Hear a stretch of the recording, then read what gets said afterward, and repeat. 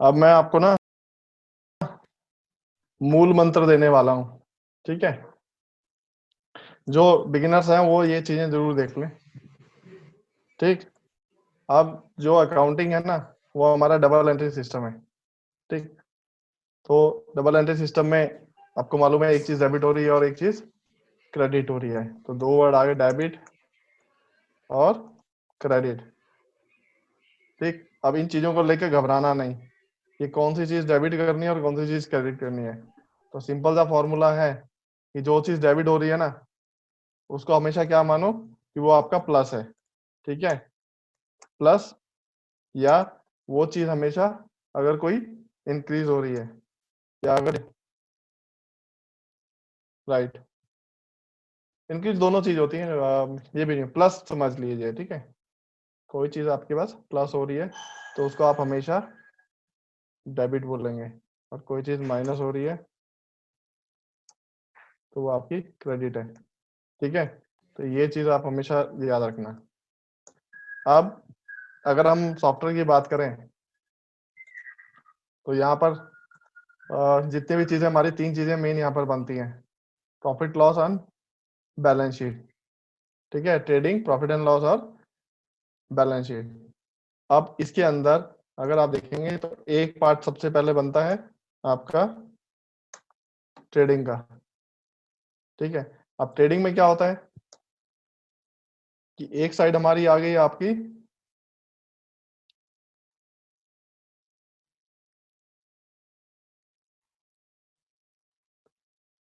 Expenses, और दूसरी side आ गई हमारी इनकम, राइट।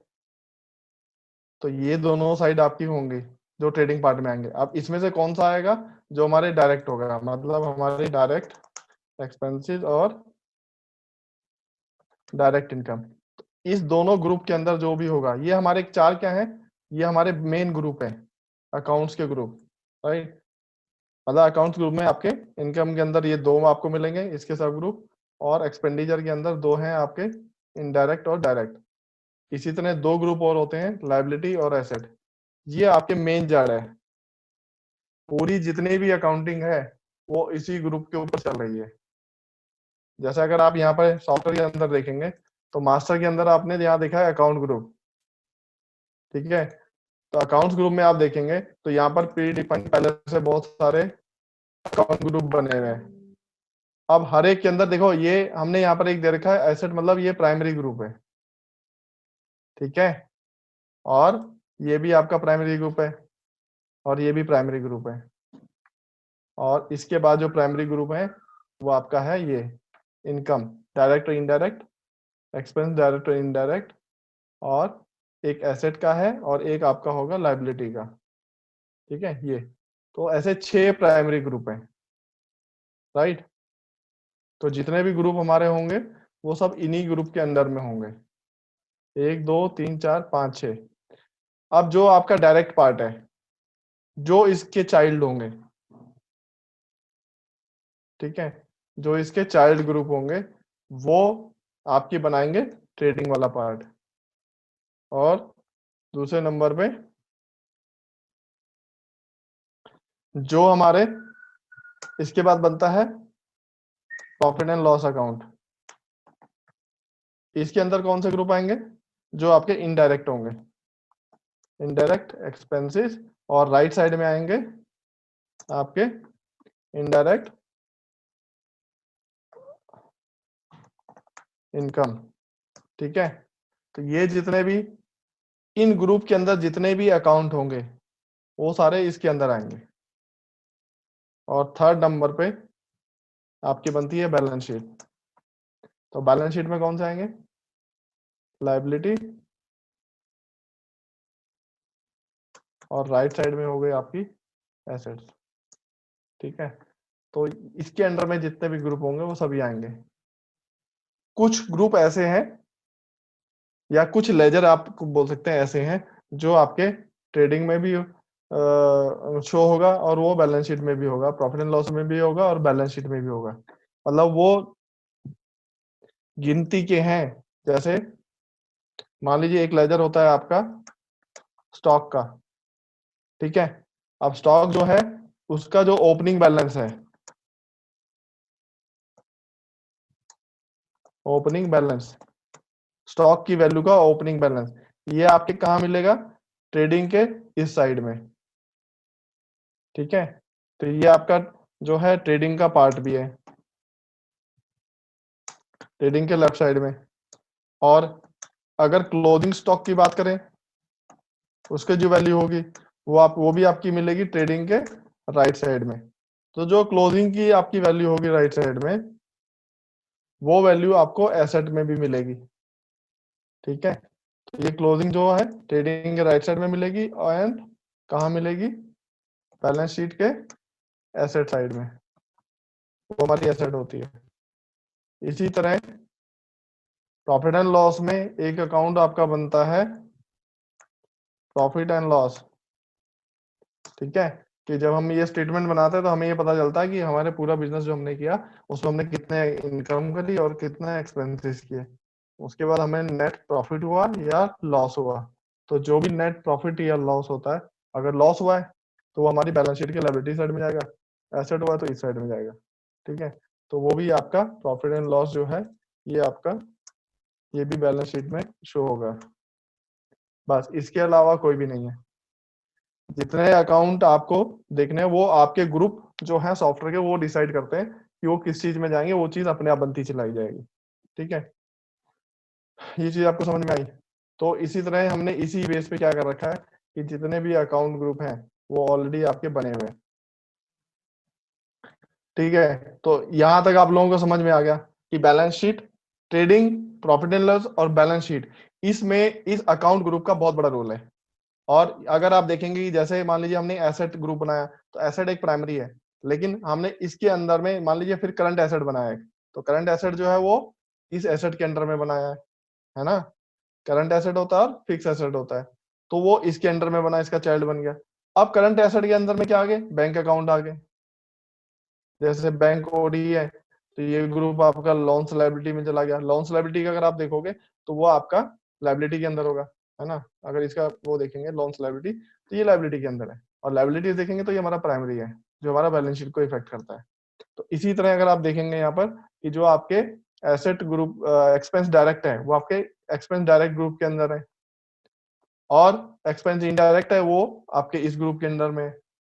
अब जैसे ये प्राइमरी हो गए, इसके बाद आगे फिक्स एसेट, ये एसेट के अंदर में आ गया। अब आपको सारा समझ में आता चला जाएगा, ठीक है ना। तो ये सारी चीजें ग्रुप बने हुए हैं। अब ये परचेज जो अकाउंट है वो देखिए आपका ये एक्सपेंस साइड में होता है, मतलब डायरेक्ट है तो ट्रेडिंग में आएगी परचेज, और इनडायरेक्ट होगी तो उसके सेल है तो वो आपकी डायरेक्ट इनकम है, तो वो आपकी ट्रेडिंग के राइट साइड में आएगी, ठीक है। तो उसका बस आप ये जब चार्ट बनाएंगे आपको अपना पता चल जाएगा कि कौन सी चीज मेरी कहाँ जानी है, ठीक। इसके बाद जैसे टैक्सेस है ना, तो मेरा सेल वगैरह के जो टैक्स है वो मेरी लाइबिलिटी है। ये वाला टैक्स पार्ट, टैक्स जीएसटी के अंदर आएगा। अब टैक्स वाला अगर आप देखोगे तो ये देखिए यहाँ पर ये नीचे टैक्स का दे रखा है, वो ड्यूटीज एंड टैक्सेस के अंदर आ गया। और ड्यूटीज एंड टैक्सेस को अगर आप देखोगे तो वो आपको ऊपर मिल जाएगा, राइट। तो ये चीज, ये देखिए ये कहाँ हमारे लाइबिलिटी के अंदर आ गई। इसी तरह जब आप सन्डी डेटर देखते हैं, अब आते हैं हम कस्टमर और रिटेलर्स पे। सन्डी क्रेडिटर है, करंट लाइबिलिटीज है, तो करंट लाइबिलिटीज है तो इसका मेन ग्रुप क्या लाइबिलिटी है। और इसी तरह जो डेटर्स हैं जितने भी वो सब हमारे सन्डी डेटर कस्टमर के अंदर आते हैं। सन्डी डेटर कस्टमर जो है वो करंट एसेट के अंदर आ रहा है, तो करंट एसेट जो एसेट का पार्ट है, ठीक है। तो जितने भी डेबिट पार्टी के बैलेंस होंगे सीधा हमारे बैलेंस शीट पार्ट में जाएंगे। तो ये अकाउंटिंग बहुत है। तो जब भी हम अकाउंट यहाँ पर नया क्रिएट करते हैं, ये मैं पहले भी बता चुका हूँ कि आपका अकाउंट ग्रुप जो है वो सिलेक्ट करना है, और इसमें सेल परचेज के अकाउंट खुले हुए हैं। इसके अलावा आपको 4 या 5 ग्रुप और याद रखने। बैंक अकाउंट खोलेंगे तो बैंक के ग्रुप में चला जाएगा, ठीक है। तो और इसमें देख लेते हैं कैश एंड बैंक में अकाउंट्स में जाके, तो मुझे यहाँ पर अगर मैंने वो अकाउंट खोल रखा होगा तो मुझे शो करेगा। अगर आपको नया ग्रुप बनाना है तो भी आप यहाँ से नया ग्रुप बना सकते हैं, पर आपको क्या करना पड़ेगा। मान लीजिए अगर कोई नया ग्रुप, ये यहाँ पर 3 नंबर देख लेते हैं क्या बना हुआ है। ये तो ओपनिंग स्टॉक यार किसी ने अलग से बनाया। मैं एक ग्रुप देखता हूँ, सैलरी पेबल एक बना हुआ है, मान लीजिए मैं एक ग्रुप बना लेता हूँ एक्सपेंस पेबल। अब एक्सपेंस पेबल क्या है, हमने बता दिया कि वो है एक्सपेंस जो हमें आगे फ्यूचर में पे करना है, तो पेबल वर्ड आ गया। ठीक है, तो पेबल वर्ड आ गया तो ये आपका मान लीजिए, तो हमने बताया कि हमारा लायबिलिटी या करंट लायबिलिटीज के अंदर मेरा आएगा।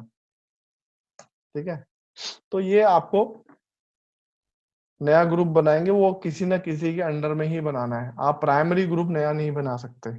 ठीक है, तो इस तरह से ये चीजें आपको यहाँ पे बनानी है।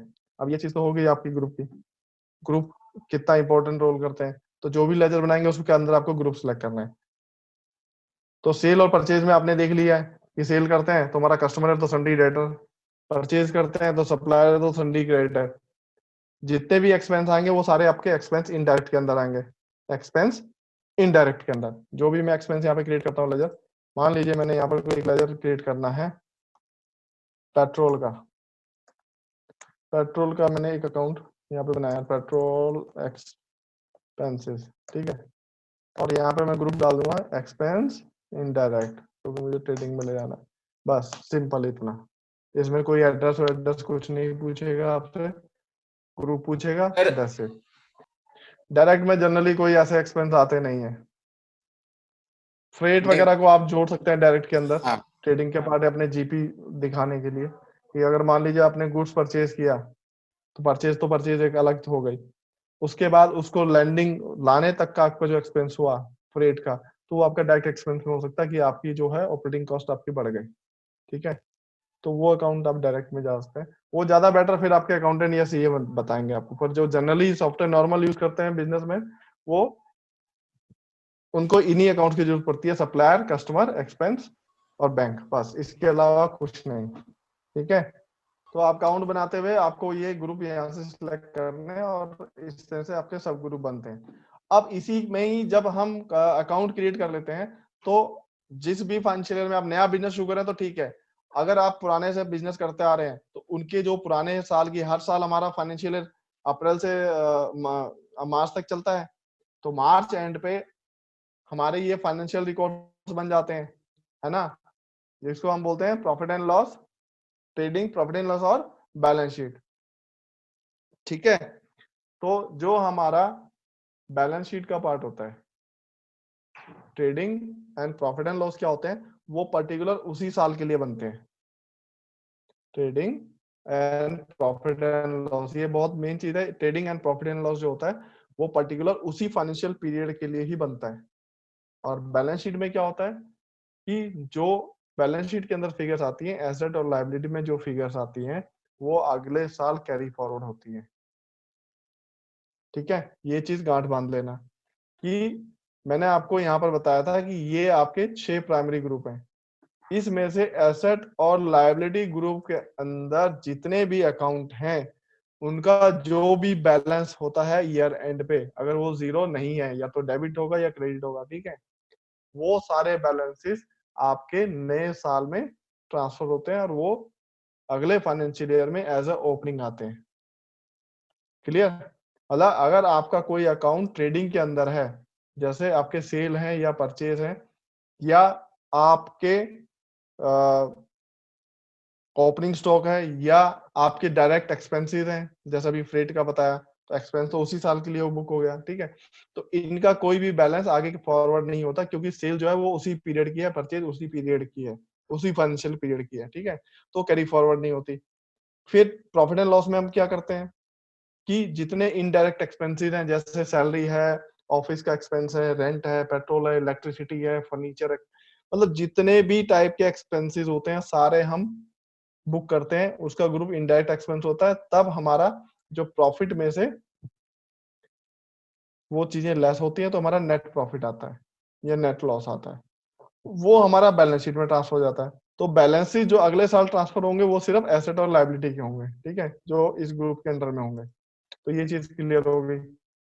तो जो लोग नया बिजनेस शुरू कर रहे हैं तो उनके पास भाई अगर आप पूरी अकाउंटिंग करना चाहते हैं तो नेचुरली आपके पास पिछले साल की बैलेंस शीट पड़ी हुई, तो वहां से आप अपने लेजर के ओपनिंग बैलेंसेस डालेंगे। ठीक, तो वो लेजर के ओपनिंग बैलेंस वगैरह है वो सब यहाँ डालने हैं, जिसमें कैश का भी होगा, बैंक का भी होगा और अदर पार्टीज के डेबिट क्रेडिट भी होंगे कि भाई किसी सप्लायर को अगर हम माल खरीद रहे हैं और आज से हम कंप्यूटराइज कर रहे हैं इस साल से, तो उसका ओपनिंग बैलेंस तो डालेंगे कि भाई हमारा इतना हमने उसको पुराना देना था और आगे की ट्रांजेक्शन में करता जा रहा हूँ, चाहे परचेज है और पेमेंट है, तो मेरा बैलेंस बनता चला जाएगा। ठीक है, तो लेजर ओपनिंग आपको यहाँ से डालना है सारे। ठीक, अगर मेरा कैश का बैलेंस क्या है तो मैं यहाँ पर वो जाके इस फर्म के आगे डालूंगा कि मेरा कैश का बैलेंस जो है वो सपोज या 1 लाख रुपए है, जो भी है उसकी फिगर, तो यहाँ पे ऐसे डेबिट आ गया। बैलेंस जो हमेशा है वो आपके डेबिट ही रहेंगे। ठीक है, इसके बाद ये आपका मल्टी फर्म है तो अलग अलग फर्मों के अलग अलग बैलेंस हो सकते हैं, तो इस तरह से आपको यहाँ पे डालने हैं हर फर्म वाइज। अब आ जाते हैं इसी में ओपनिंग बैलेंस पे कि पार्टी का आप बैलेंस कैसे डालेंगे। मान लीजिए यहाँ पर मैं F4 करता हूँ सेल के लिए,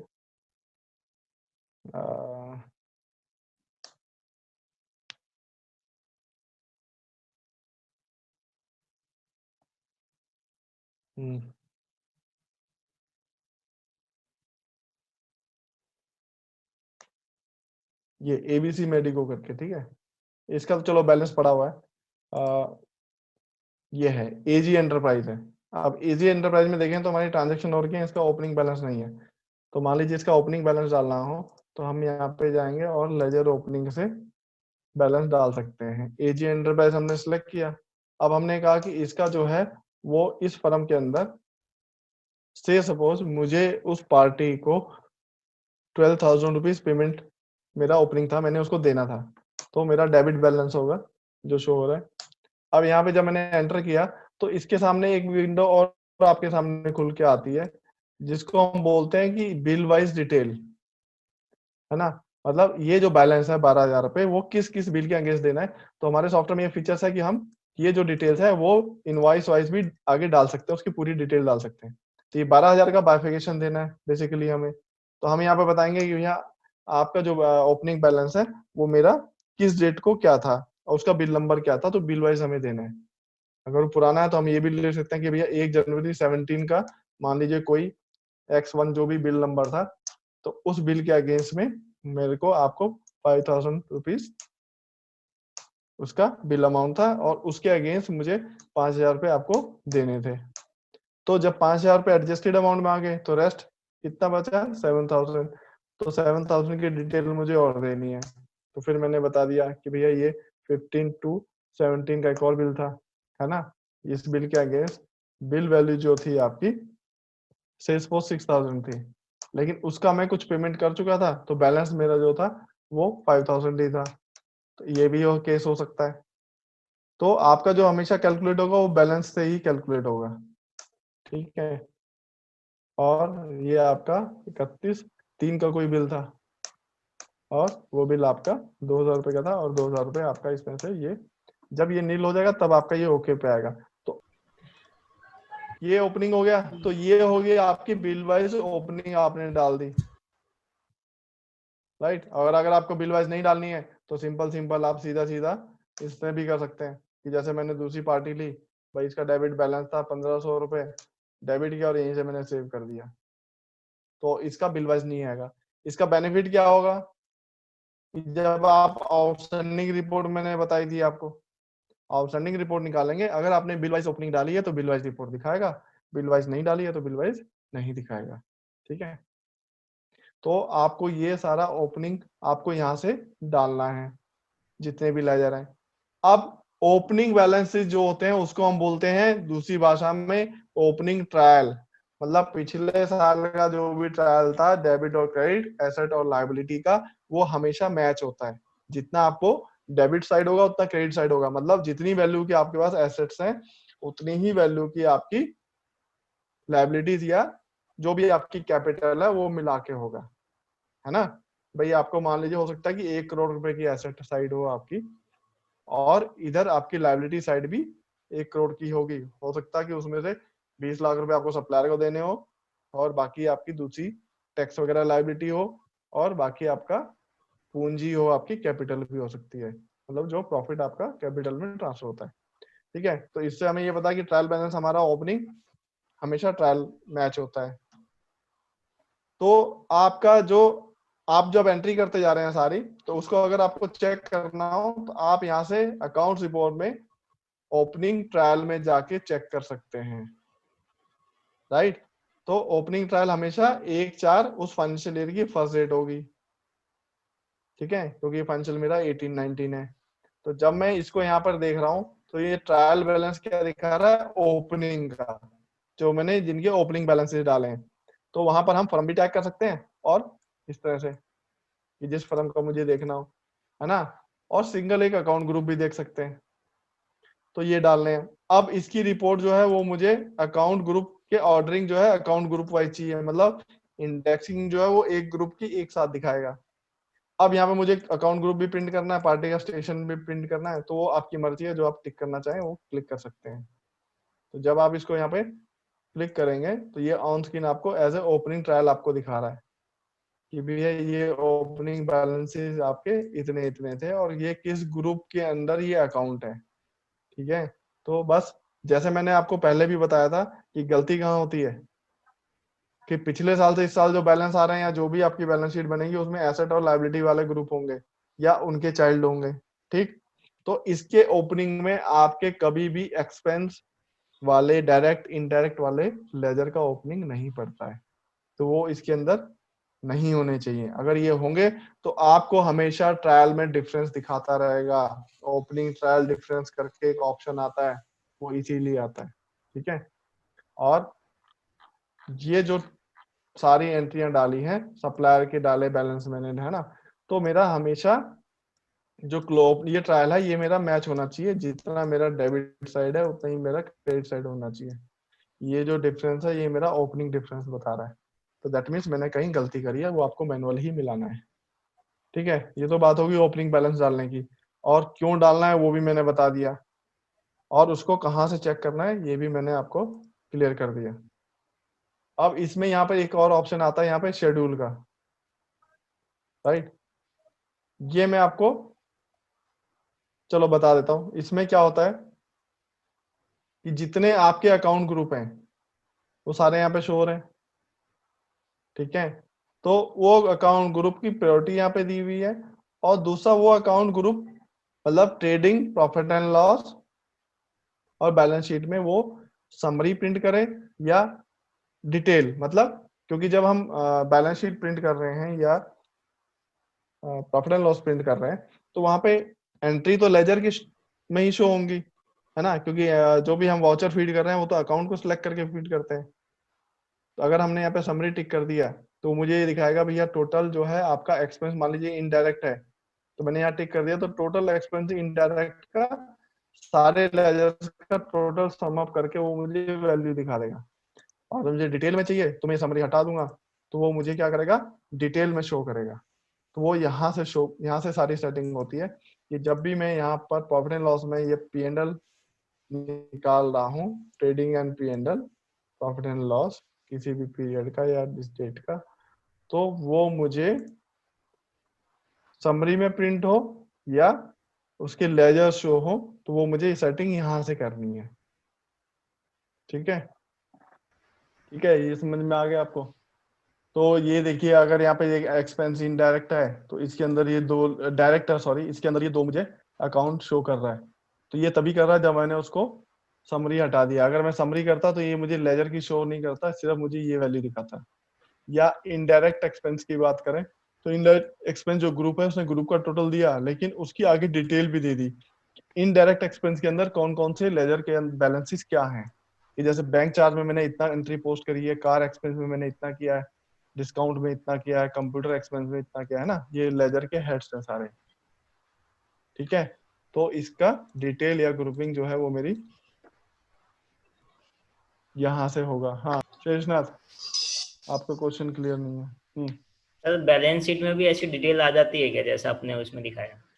हाँ, तो जो ग्रुप बैलेंस शीट का होगा ना, अभी मान लीजिए मैं ये सन्ड्री डेटर है ना, ये करंट एसेट है, तो ये बैलेंस शीट का पार्ट है, ये मैंने समरी हटा दी यहाँ से सन्ड्री डेटर। तो बैलेंस शीट में पूरी सन्ड्री डेटर की पूरी लिस्ट आएगी पार्टियों की। अब सर ये इसके समरी लिए किस तो लिए बनाई है, ये सर समरी हेड तो इसीलिए होती है कि देखो बैलेंस शीट क्या है भाई, किसी बैंक ने बैलेंस शीट मांगा या सीए ने मांगी, ठीक है, जब भी सीए बैलेंस शीट बनाता है कभी उसको देखना वो क्या करता है 2 या 3 पन्ने की बैलेंस शीट बनाएगा आपकी। हाँ और जो सन्डी डेटर है तो वो उसका एक टोटल वैल्यू लिख देता है और उसके आगे लिख देता है उसका एनेक्सर नंबर। ये एनेक्सर वही होता है कि ये मैंने 2 नंबर वाले एनेक्सर में उसको उसका नंबरिंग कर देता है जो उसने समराइज दिया है ना, ये मैंने 1 नंबर में प्रिंट किया है। तो एनेक्सर नंबर वो पीछे अलग से बैलेंस शीट के बैक साइड में लगाता है जिसमें पूरे डेटर्स की लिस्ट होती है, उसको एनेक्सर बोला जाता है। वो चीज आपको डिटेल निकालनी है डिटेल, और जो चीज आपको समराइज निकालनी है समराइज। और अगर समराइज निकालनी है उसका एनेक्सर भी बनाना है तो यहाँ टिक करके एनेक्सर नंबर दे दो। इवन यहाँ पर भी दे रखा है कि ट्रायल बैलेंस में भी समरी चाहिए तो वो भी ऑप्शन है। और अगर तो आप यहाँ हमें पे देखो यहाँ अकाउंट ग्रुप क्रिएट करते हो तो यहाँ पर भी सिंगल सिंगल दे रखा है। अगर यहाँ नहीं समझ में आ रहा तो आप यहाँ से भी कर सकते हो कि समरी निकालना है इस ग्रुप का तो यहाँ भी चेंज कर सकते हो। ठीक है, तो यहाँ पर अगर आप ये समरी हटा देते हो तो ये पूरी लिस्ट आएगी। ये देखो अब मैंने सेव कर दिया यहाँ पे, और आप यहाँ पे जाके अगर ये बैलेंस शीट प्रिंट करोगे, ठीक, तो जो भी 31 दिन का बैलेंस होगा पार्टियों का सन्डी डेटर्स का उसकी पूरी लिस्ट आएगी। अब ये देखो, अब ये मेन ग्रुप आ गया। अब इसके अंडर में ये ग्रुप आ गया एडवांस लोन्स एंड एडवांसेस, है ना। तो इसकी भी डिटेल आ गई, ये अकाउंट के नाम है। ये सिक्योरिटी के अंदर ये आ गए, स्टॉक इन हैंड का एक ही आ गया, कैश इन हैंड का एक ही आ गया। सन्डी डेटर आपके इतने हैं। एनेक्सर नंबर देखिए, शेड्यूल SCH देख रहे हो, यहाँ इसने 1 लिख दिया, ये आपका एनेक्सर 1 बना है। इसमें इसने टोटल वैल्यू दे दी। अब टोटल वैल्यू उसने कह दिया कि एज पर शेड्यूल 1 क्या है, ये है, ये सारे नाम आ गए देखो ऑलरेडी। ये हो गया आपकी 10 पेज की। बस यही तो चाहिए था सर। ठीक है, और इसी के अंदर मैं बता दूं आपको, ये हॉरिजॉन्टल और वर्टिकल भी दिया हुआ है। जनरली लोग ये हॉरिजॉन्टल निकालते हैं, पर सीए लोग जो कंपनी जो है वो वर्टिकल भी निकालती है, तो इसको भी आप ऐसे यहाँ पे निकाल सकते हैं। ये इसका समझ में आ गया कि ये शेड्यूलिंग क्यों दी हुई है। लेजर ओपनिंग समझ में आ गया, ठीक है। अकाउंट, अकाउंट ग्रुप, शेड्यूल और लेजर ओपनिंग, इतना मैंने आपको बता दिया। यही चीजें आपके अकाउंट्स के लिए इफेक्ट करती हैं, बाकी ये सब नीचे इन्वेंट्री का पार्ट है। और ये अदर मास्टर हैं जो भी आपके इन्वेंट्री या उसमें यूज होते हैं। तो ये अदर मास्टर हो गए आपके, ये तो सब मास्टर आपके आ गए, टैक्स वगैरह सब यहाँ से खुलते हैं। अब जो है इसके बाद जो अकाउंटिंग होनी है वो सारी आपकी यहाँ से होनी है। अब इसमें दूसरी जरूरी चीज जो मोस्ट इम्पोर्टेंट है कि आपके जितने भी वाउचर हैं वो वाउचर टाइप यही है। अगर आप डबल एंट्री सिस्टम की बात करें, अकाउंटिंग सिस्टम की बात करें, तो इसके अंदर इतने ही वाउचर टाइप होते हैं।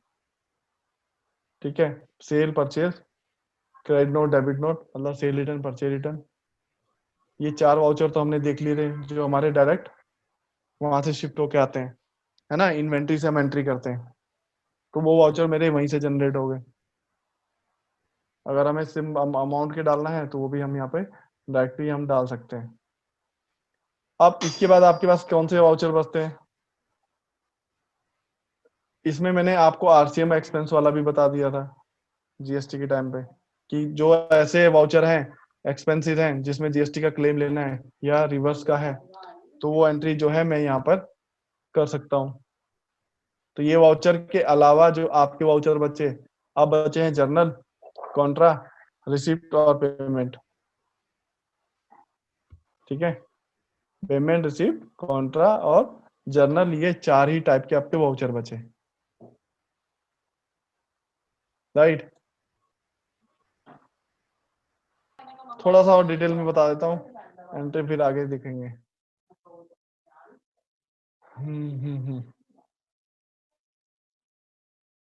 पेमेंट की एंट्री हम तब करेंगे जब हमारे हाथ से फंड रिलीज हो रहा है, मतलब पैसा जा रहा है, मनी जा रही है। उसके 2 ही फॉर्म हो सकते हैं, या तो हम कैश पेमेंट कर रहे हैं, या कैश जा रहा है, या बैंक से आपका पैसा जा रहा है।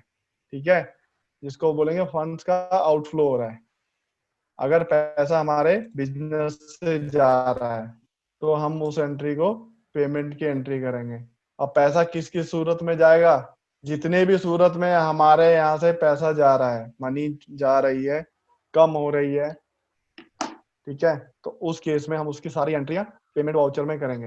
अब वो चाहे किसी भी फॉर्म में हम दे रहे हैं पैसा, अगर मान लीजिए मैंने एम्प्लॉय को दिया तो वो भी मेरा पेमेंट वाउचर में ही एंट्री होगी। उसमें क्या होगा, मैं एम्प्लॉय का अकाउंट बनाऊंगा और उसके नाम पे एक वाउचर उसको डेबिट करूंगा क्योंकि उसको मिल रहा है, और माइनस क्या होगा, क्रेडिट आपका कैश या बैंक। ठीक है, जो चीज आपकी कम हो रही है वो हमेशा माइनस होगी, या जिसको मिल रहा है जो चीज वो हमेशा डेबिट होगा, वो हमेशा प्लस होगा। क्लियर? तो ये कंफ्यूज मत होना कि पेमेंट वाउचर में अब डेबिट किसको करना है और क्रेडिट किसको करना है। मतलब अगर मेरे पास से फंड्स आउट हो रहा है तो मुझे पेमेंट वाउचर में डालना है, चाहे वो कैश हो या बैंक हो, इसके अलावा तीसरा कोई ऑप्शन नहीं होता है। ठीक है, ऐसा नहीं है कि भैया कैश और बैंक के अलावा कोई और मोड हो कि भैया उसके बदले मैंने उसको ये पकड़ा दिया, तो वो एंट्री नहीं होती। ठीक है, तो पेमेंट वाउचर आप समझ गए क्यों करते हैं। अगर फंड्स मेरा आउटफ्लो जा रहा है, जिस एंट्री में कैश या बैंक नहीं है वो मेरा पेमेंट नहीं हो सकता या वो मेरा रिसिप्ट नहीं हो सकता। सेम इसी तरह रिसिप्ट भी है, रिसिप्ट में इसका रिवर्स हो गया, मेरे पास पैसा आ रहा है तो पैसा मेरे पास कहीं से भी आ रहा है। जैसे मैंने पेमेंट का बताया था आपको कि आपने सैलरी दी, आपने एंट्री डाल दी, आपने कोई आपका सामान गुड्स लेके आया है ना, भाई आपने माल मंगवाया गाड़ी से, पल्लेदार या जो भी हॉकर्स होते हैं उनसे आपने सामान ढुलाई करवा दी, तो उसका भी मैंने पेमेंट किया, तो वो भी मेरा मैंने फ्रेट में डाल दिया। या मैंने कोई टेम्परेरी अपने यहाँ बंदा रखा काम करने के लिए, मैंने वेजेस में डाल दिया। मैंने सप्लायर को पेमेंट किया तो मेरे पास भी कैश गया, तो मैंने सप्लायर को पेमेंट भी इसे पेमेंट वाउचर में डाला। अगर मैं अपने यूज के लिए ले गया, भाई ऑनर भी तो ले जा सकता है, ठीक है, तो वो भी एंट्री मैं अपने नाम से अकाउंट बनाऊंगा। अब मेरा अकाउंट किस नाम से आएगा, वो आपके कैपिटल ग्रुप के अंदर आता है। ठीक है, जो ऑनर होंगे कंपनी के उनका अकाउंट जो है वो कैपिटल ग्रुप के अंदर आएगा, तो उसके अकाउंट खोलेंगे और उसको पेमेंट कर देंगे। राइट, ये तो हो गया पेमेंट का। रिसिप्ट रिवर्स हो गया, फंड्स मेरे पास आ रहा है, अब वो पैसा कहीं से भी आ सकता है। जिनको मैंने माल बेचा है नेचुरली है मेरे कस्टमर्स मुझे पैसा देंगे, तो उसकी एंट्री में रिसिप्ट करूंगा। फॉर्म वो कुछ भी हो, चाहे वो कैश हो या आपका बैंक है, या तो मुझे वो बैंक में ट्रांसफर कर रहा है या चेक दे रहा है या कैश दे रहा है। ठीक है, तो वो एंट्री आपकी रिसिप्ट में आ गई। और पैसा कहाँ से आ सकता है, किसी को मैंने लोन दिया हो, है ना, मान लीजिए स्टाफ है उसने मुझसे एडवांस मांगा, मैंने दे दिया, उसने कहा कि मेरे साथ तो वापस दे रहा हूँ, तो वो मुझे वापस दे सकता है। या मैंने किसी को और लोन दे दिया, मेरी फर्म ने उठा के किसी और कंपनी को लोन दे दिया, तो वो भी दे सकते हैं, तो वो पैसा भी मुझे वापस आएगा। अगर वापस आ रहा है तो वो भी मेरा रिसीप्ट में आ गया, तो उसकी भी मैं रिसीविंग एंट्री डालूंगा। अगर मैं ऑनर हूँ, मैं पर्सनल यूज के लिए ले जा रहा हूँ, अगर कंपनी का मालिक अपने एक्सपेंस के लिए ले जा रहा है तो आप वो एंट्री डाल रहे हो। और अगर बिजनेस में पैसे की जरूरत है और वो पैसा लेके आ रहा है कहीं से भी, है ना, हो सकता है उसने किसी से कैश उधार लिया हो, लोन पे लिया हो, या उसने बैंक में लोन अप्लाई किया और बैंक ने आपको पेमेंट किया, तो वो पैसा भी तो आपकी फर्म में बाहर से आ रहा है। तो आप उस बैंक का अकाउंट खोलेंगे कि ये बैंक नंबर है, ये उसका लोन अकाउंट नंबर है, तो आप वो रिसीविंग एंट्री उस बैंक के थ्रू डालेंगे, है ना। तो यहाँ पर क्या होगा, आपका जो सेविंग अकाउंट मतलब जो करंट अकाउंट है वो बैंक अकाउंट अलग हो गया, और एक बैंक से आपने लोन लिया वो अकाउंट नंबर आपका अलग हो गया, तो आप यहाँ पे अपना एक लेजर और खोलेंगे बैंक का, तो आपके दो बैंक अकाउंट हो गए। एक लोन वाला, तो लोन वाले अकाउंट से पैसा आपका करंट अकाउंट में आ रहा है, तो प्लस क्या हो रहा है हमारा करंट अकाउंट। ठीक है, तो वो एंट्रियां भी आपकी हो सकती है। तो ये सारी आपकी रिसिप्ट की एंट्रियां हो गई। शेषनाथ, सर जैसे आपने कहा कि बैंक से लोन मिला है तो हमको रिसिप्ट एंट्री में करेंगे उसको, तो एक तो बैंक का नाम पहले से खोला है, तो दूसरा जो बैंक का नाम खोलेंगे उसका ग्रुप क्या रहेगा? वो आपका बैंक ओडी हो सकता है, या बैंक सिंपल बैंक अकाउंट भी हो सकता है, बैंक लोन अकाउंट ही रख सकते हैं, ओडी रखने की आप जरूरत है। बैंक भी रख सकते हैं, आप उसको सिक्योर्ड लोन में भी डाल सकते हैं। वो दोनों ग्रुप का सेम एक्सेप्ट कर लेगा क्या? क्यों नहीं करेगा, नहीं पूछ रहा हूँ सर। करेगा। आप उसको अनसिक्योर्ड लोन में भी डाल सकते हैं, सिक्योर्ड लोन में। ठीक है सर, जैसे वो ठीक बोलता है, है ना वो कि सेम बैंक नहीं, नोट वो अलाउड। आप सही कह रहे हैं, आप नहीं, आप उसको लोन में डाल सकते हैं। देखिए ग्रुप का बारे में तो आपने अकाउंट क्रिएट करा, एंट्री कर लिया, वो तो जब सीए के पास जाएगी वो कहेगा, पूछेगा भाई साहब ये बैंक अकाउंट कब खुला? अरे सर ये तो लोन लिया था। अच्छा ठीक है, इसको यहाँ डालना है, ठीक है। वो मैटर नहीं है, मैटर ये है कि आपको एंट्री सारी कहाँ करनी है, अकाउंट खोलना है। अगर आप ग्रुप गलत भी होता है तो कोई बात नहीं, वो आपका जो फाइनेंशियल फाइनल करेंगे वो उसको सिर्फ ग्रुप ही बदलना है, उसको कोई भी एंट्री चेंज नहीं करनी है। एंट्री आपकी एज इट इज रहेंगी, वो अपने आप शिफ्ट हो जाएंगी उधर। ठीक है। राइट। अब इसके बाद आती है आपकी कॉन्ट्रा एंट्री। कॉन्ट्रा एंट्री में क्या होता है कि जिसमें कैश और बैंक का कैश ही to bank, bank account to आते कैश। हैं, ठीक है। इसमें आपके सिर्फ और सिर्फ कैश और बैंक के लेजर ही आते हैं, चाहे वो प्लस वाली साइड हो चाहे वो माइनस वाली साइड हो। मतलब डेबिट और क्रेडिट दोनों साइड आपके बैंक या बैंक टू बैंक या बैंक टू कैश या कैश टू कैश ही होगा। इसके अलावा कोई तीसरा नेचर के अकाउंट नहीं होंगे। तो वो एंट्री हमारी काउंटर में आएंगी, ठीक है। मतलब ये जो एंट्री है वो मेरा फंड जो है वो मेरी फर्म में ही है, बस उसका मोड चेंज हो रहा है। आप ये कह सकते हैं भाई कैश से बैंक में डिपॉजिट किया तो मोड चेंज हो गया, कैश कम हो गया, बैंक बढ़ गया, है तो मेरी फर्म का फंड, बाहर तो नहीं गया, है ना। फर्म से अगर आपका कंपनी से बाहर जाता है तो पेमेंट हो गया, बाहर से पैसा आएगा तो आपका रिसिप्ट हो गया। लेकिन एक बैंक से मैंने दूसरे बैंक में ट्रांसफर कर दिया, या कैश मैंने दो अकाउंट बना रखे हैं, एक मैंने मेन कैश रखा हुआ है, एक अकाउंटेंट को जो है पेटी कैश छोटा सा अकाउंट दे रखा है जहां वो डेली के खर्चे डालती है, तो एक अकाउंट और बना लिया जिसको हम बोलते हैं पेटी कैश। तो अकाउंट टू कैश ट्रांसफर करेंगे, वो भी आपका कॉन्ट्रा एंट्री होगी। बस डेबिट क्रेडिट आपको यही ध्यान रखना है, किस अकाउंट में प्लस हुआ बड़ा डेबिट, कम हुआ क्रेडिट। ये चीज आपको सिंपल भाषा याद आ गई रहेगी तो आपको कहीं भी दिक्कत नहीं आएगी। इसके बाद है जर्नल एंट्री। जर्नल वाउचर में वो वाउचर्स आएंगे जिसमें कैश और बैंक का कोई इफेक्ट नहीं आता, क्योंकि कैश प्लस या माइनस हुआ तो मैंने क्लियरली बोल दिया वो पेमेंट और रिसिप्ट ही होगा। इसके अलावा तीसरी कोई एंट्री हो नहीं सकती, है ना। और जर्नल में वो एंट्रीज आएंगी जिसमें कोई रेवेन्यू अकाउंट, ट्रेडिंग वाला अकाउंट ना जुड़ा हो। मतलब कोई भी सेल या परचेज ना हो, ठीक है। अगर सेल या परचेज से रिलेटेड कोई भी अकाउंट है तो वो भी जर्नल एंट्री में नहीं आएगा। जैसे कैश और बैंक के लिए मैंने कहा था फिक्स है रिसीप्ट और पेमेंट, ऐसे ही सेल और परचेज अकाउंट के लिए भी गांठ बांध के रख लेना कि आपके यही चार वाउचर होंगे, सेल होगा, परचेज होगा, डेबिट नोट होगा और क्रेडिट नोट होगा। इसके अलावा पांचवा एंट्री नहीं होगी। अगर आपकी सेल हो रही है तो सेल वाउचर है, सेल रिटर्न हो रहा है तो क्रेडिट नोट है। इसके अलावा तीसरी कोई एंट्री नहीं होगी जो सेल को इफेक्ट करे। इसी तरह परचेज भी है, परचेज रिटर्न डेबिट वाउचर, ठीक है। तो जिस भी एंट्री में सेल और परचेज आए तो यही चार वाउचर होंगे और कोई वाउचर नहीं हो सकता, ठीक है। तो जर्नल वाउचर में आपको वो वाउचर डालने हैं जिसमें ये चार चीजें ना हो, सेल, परचेज,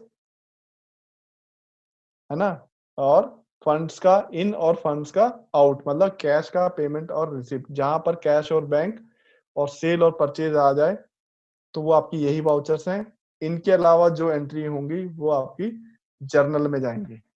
तो ओके। सैलरी भी इसी उसमें आती है। सो सपोज मुझे सैलरी बनानी है, ठीक है।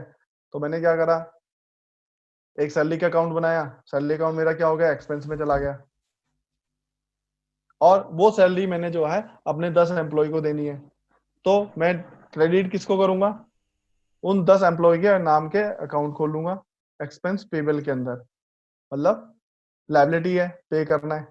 तो सैलरी तो मैंने जैसे आज 30 अप्रैल है तो मैं अप्रैल की सैलरी तो अप्रैल महीने में डालूंगा, पोस्ट करूंगा, क्योंकि एक्सपेंस मुझे इसी मंथ में दिखाना है। पेमेंट तो मैं 7 तारीख को करूंगा, है ना, जो भी जिस डेट का पे आउट का डेट होगा, भाई 7 है या 2 तारीख है या 3 तारीख है। लेकिन वो जो सैलरी किस महीने की है, अप्रैल की है, तो मुझे वाउचर एक्सपेंस किस मंथ में बुक करना है? अप्रैल महीने में। तो मेरी वाउचर की डेट क्या होगी? अप्रैल होगी। तो ये तो हो नहीं सकता कि भैया सैलरी में एक्सपेंस डेबिट कर दूं अप्रैल महीने में और पेमेंट आपका वाउचर हो मई में, तो सिंगल वाउचर नहीं होगा। तो मैं क्या करूंगा, पहले जेवी जर्नल वाउचर से एंट्री करूंगा कि सैलरी का वाउचर टोटल 10 एम्प्लॉय का डेबिट कर लूंगा सैलरी अकाउंट को अप्रैल महीने में, ठीक है, 30 अप्रैल को, ताकि एक्सपेंस मेरा उस महीने में ट्रेडिंग में शो हो कि मेरा अप्रैल महीने का एक्सपेंस इतना है। और क्रेडिट मेरे जितने भी 10 एम्प्लॉयज हैं वो सब क्रेडिट हो जाएंगे, जितना जितना उनका सैलरी का पार्ट है। और वापस जब मुझे उनको पेमेंट करना है तो हर एक एम्प्लॉय के अकाउंट को डेबिट करते जाएंगे और जो कैश या बैंक है उसको हम क्रेडिट करते जाएंगे। ठीक है, मैं ये कहना चाह रहा हूँ ये जो वाउचर टाइप है इसके एक चीज और मैं यहाँ पे बता दूं, वो भी इसमें आज ही कवर कर लेते हैं कि जो वाउचर टाइप है, अगर आप इसकी कोई भी वाउचर एंट्री करने जा रहे हैं, जैसे आपने पेमेंट किया, ठीक है, ये ध्यान देना।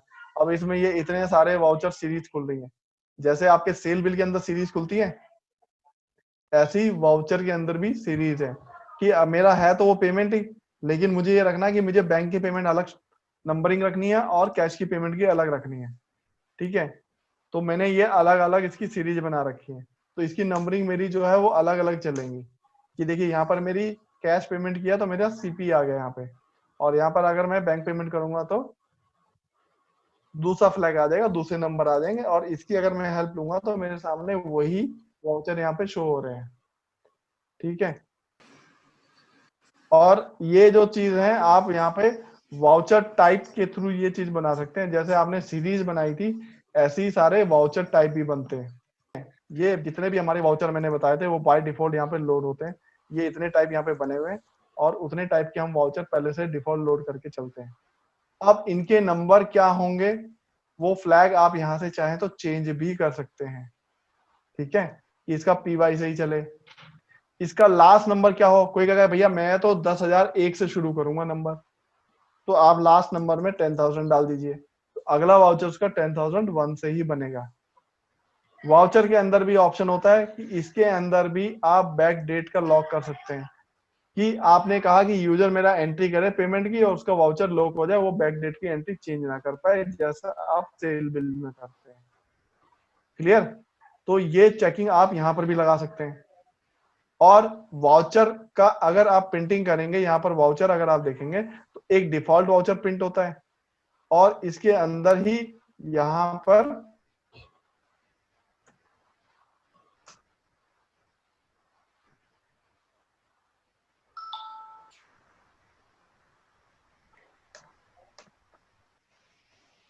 ये वाउचर है। अगर मैं इसको सिंपल यहाँ प्रिंट करता हूं तो ये मेरा एक डिफॉल्ट वाउचर टाइप प्रिंट हो जाता है। ठीक है, और लेकिन अगर इसको आपको अपने हिसाब से डिजाइन करना है तो इसको आपको ये थर्ड ऑप्शन जो है प्रिंट पे और रिसिप्ट यहाँ करना पड़ेगा। अभी ये इसलिए नहीं प्रिंट हो रहा है क्योंकि इसमें कोई भी फॉर्मेट सिलेक्ट नहीं है, तो वो फॉर्मेट भी आप ये वाउचर टाइप के अंदर ही यहाँ सिलेक्ट कर सकते हैं। ठीक है, तो यहाँ पर जैसे इनवाइस का फॉर्मेट बनता है ऐसे ही वाउचर का भी फॉर्मेट बनता है। वाउचर का फॉर्मेट कैसे बनाना है वो जब फॉर्मेट बनाना सिखाएंगे मैं आपको बता दूंगा। ठीक है, तो वो फॉर्मेट भी आप यहाँ से सिलेक्ट कर सकते हैं, और कितने डिजिट का आपको ये वाउचर नंबर होना चाहिए वो भी आप यहाँ डिसाइड कर सकते हैं। अब इसी के अंदर अगर आप यहाँ पे देखेंगे तो कैश का भी बना हुआ है, कैश पेमेंट। इसका अगर देखेंगे ये टाइप तो ये भी पेमेंट है, और अगर आप इससे पहले वाले का देखेंगे तो वो भी आपका पेमेंट ही है, मतलब बैंक पेमेंट भी देखेंगे तो दोनों का टाइप जो है वो पेमेंट ही है। ये दोनों ये है, ये देखिए। ठीक है, बस ये है कि इनके फ्लैग अलग अलग कर दिए, तो इसलिए आप अगर ये चाहता है कस्टमर कि मेरे दोनों के नंबरिंग अलग चले, उनके वाउचर नंबर अलग चले, तो आप दोनों अलग अलग यहाँ से बना सकते हैं।